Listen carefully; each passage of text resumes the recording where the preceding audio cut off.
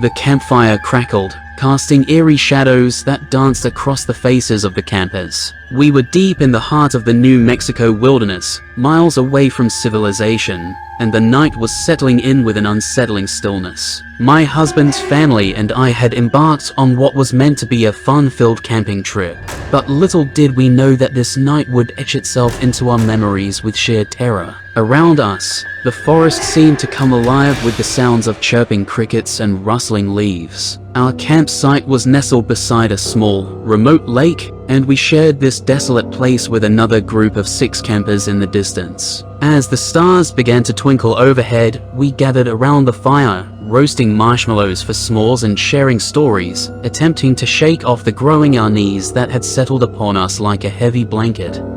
That's when it happened. A sudden, bone-chilling cry pierced the night air, echoing through the woods. It was a little girl's voice, full of fear and desperation. Every one of us froze in our tracks, exchanging perplexed glances. None of our groups had brought children along, and the nearest civilization was miles away.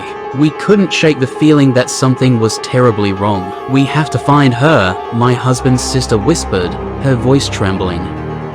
Nodding in agreement, we decided to unite our 2 groups and set out together, guided only by the eerie cries for help that continued to cut through the darkness. Our flashlights pierced the obsidian night, casting beams that seemed to waver with each step we took. The forest around us appeared to grow denser, the trees closing in, as though they were conspiring to keep us from our destination. As we approached a small clearing, we all stopped dead in our tracks, our hearts pounding in our chests. There, bathed in the pale glow of our flashlights, stood an unnerving sight. A figure, impossibly tall and as white as the moon, loomed before us about 100 feet away. It was not a child. It was something entirely different, something that defied explanation.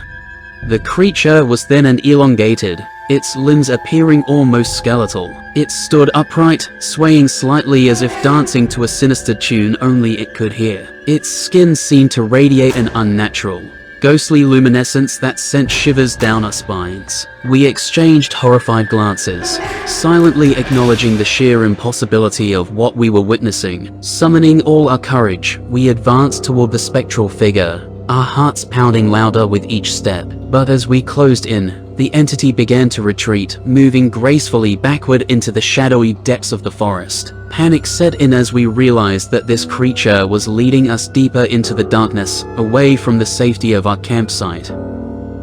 The trees swallowed the ethereal figure, and with it, the eerie cries for help ceased. Our flashlights cast wild, frenzied beams into the dense foliage. But there was no trace of the creature. It had vanished as mysteriously as it had appeared. We retreated to our respective campsites, our nerves frayed, and our minds racing with fear and confusion. All through the long, torturous night, we were haunted by the phantom cries of the little girl, echoing through the wilderness as we huddled together, drenched in cold sweat, and prayed for the first light of dawn to save us from the enigma that lurked in the New Mexico woods.